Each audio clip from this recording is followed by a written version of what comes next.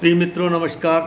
मैं ओपी शर्मा ज्योतिषाचार्य नई विद्या ज्योतिष परामर्श केंद्र में आपका हार्दिक स्वागत करता हूं। ज्योतिष ज्ञान के इस कार्यक्रम में लघु पारश्चर्य के श्लोकों का जो विवरण वाचन विवेचन की एक श्रृंखला आरंभ की गई है। आज हम श्लोक क्रमांक 36 पे पहुंच गए। लघु पारश्चर्य के श्लोक मात्र 42 श्लोक हैं, उनमें से भी 35 श्लोक प्रमुख हैं और ये बृहत् पाराशर होरा शास्त्र में से जो महत्वपूर्ण श्लोक सिलेक्ट करके चयनित करके इनका एक शास्त्र बनाया है लघु पाराशरी, वो है। तो ये बहुत ही महत्वपूर्ण श्लोक है, बहुत महत्वपूर्ण इसमें बिंदु दे रखे हैं। कुंडली के विवेचन के लिए दशा अध्याय, मारक अध्याय और योगाध्याय का विवरण है, तो आप निश्चित रूप से इसका कंठस्थ कीजिए। तो आज हम 36वां नंबर श्लोक में राहु केतु के ऊपर ये श्लोक है। इस लघु पाराशरी में 3 श्लोक लघु राहु केतु के ऊपर दिए गए हैं।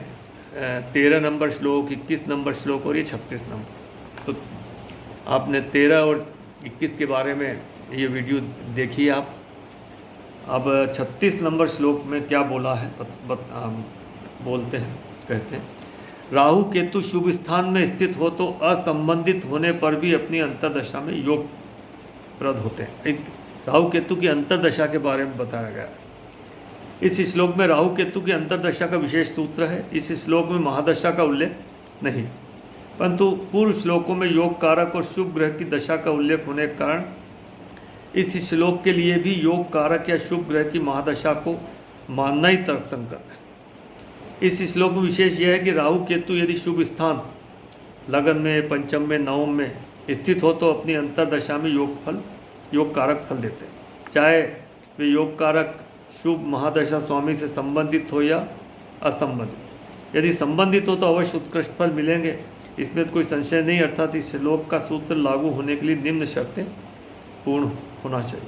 महादशा योग कारक या शुभ ग्रह की हो, अंतर्दशा राहु या केतु की हो और अंतर्दशा स्वामी लग्न पंचम में नवम भाव में ही स्थित हो।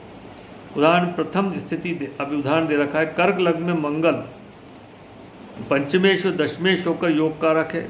योग कारक मंगल की महादशा में राहु की अंतर्दशा है। राहु की स्थिति त्रिकोण में है, पंचम में। मंगल की त्रिकोण में भाव युति होने के कारण महादशा स्वामी और अंतर्दशा स्वामी परस्पर संबंधित है, अर्थात मंगल राहु में योग कारक फल मिलेंगे। अब द्वितीय स्थिति है राहु की स्थिति त्रिकोण नवम में, मंगल की स्थिति एकादश भाव में होने के कारण महादशा स्वामी और अंतर्दशा स्वामी परस्पर असंबंधित हो गए। इस श्लोक के अनुसार राहु की अंतर्दशा में असंबंधित होने पर भी मंगल राहु में योगफल मिलेंगे। मतलब जो बताया गया है कि राहु केतु त्रिकोण में हो, एक पहले पांचवें या 9 भाव में, और महादशा जो है योगकारी ग्रह की हो और अंतर्दशा राहु या केतु की, और संबंधित हो या असंबंधित, वो फल अच्छे देंगे, योग फल मिलेंगे। अब दूसरा उदाहरण है प्रथम स्थिति लग्न की कुंडली में लग्न की कुंडली में शुक्र चतुर्थेश और नवमेश, ये प्रथम कुंडली में शुक्र चतुर्थेश और नवमेश होकर अत्यंत योग कारक है। ये कुंभ लग्न की कुंडली है।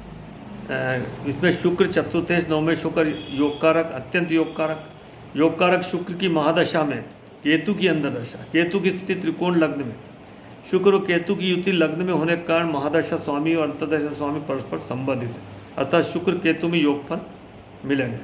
द्वितीय स्थिति केतु की स्थिति त्रिकोण में, शुक्र की तृतीय और केतु की पंचम भाव में स्थिति होने के कारण महादशा स्वामी और अंतर्दशा स्वामी परस्पर असंबंधित है। अब इस श्लोक के अनुसार केतु की अंतर्दशा में असंबंधित होने पर भी शुक्र केतु में योगफल ही मिलेंगे। राहु केतु के संदर्भ में श्लोक 13 में वर्णित है कि वे जिस स्थान में बैठते हैं और जिस ग्रह के साथ युक्त होते हैं उसी का रूप गुण ग्रहण कर लेते हैं। इससे यह बात तो स्पष्ट है कि त्रिकोण भाव में होने से राहु केतु शुभ फल प्रद हो जाते हैं।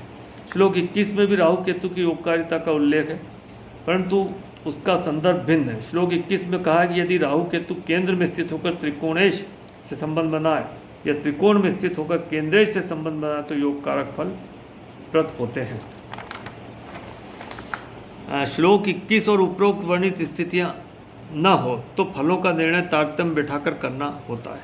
अर्थात पापी ग्रह 3, 6, 8, 11 स्वामी की महादशा और शुभ स्थिति राहु केतु की अंतर्दशा तो मिश्रित फल फिर मिलेगा, चाहे वे परस्पर संबंधित हो या असंबंधित।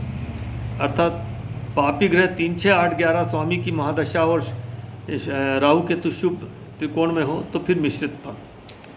बृहद पाराशर होराशास्त्रम दशा फलाध्याय के अनुसार राहु केतु के सामान्य दशाफल निर्णय करने के लिए सर्वप्रथम राहु केतु के स्वग्रह आदि का निर्णय करना भी होता है। अब राहु को वृषभ में उच्च का बताया गया और केतु को वृश्चिक में उच्च का। मूल त्रिकोण राशि राहु की मिथुन, केतु की धनु, स्वराशि राहु की कुंभ, केतु की वृश्चिक और नीच राशि राहु की वृश्चिक बताई है और केतु की वृषभ। लघु पाराशरी का विषय केवल स्थानादि वश फल है और राहु केतु के संदर्भ में श्लोक 13, 21 और 36 है।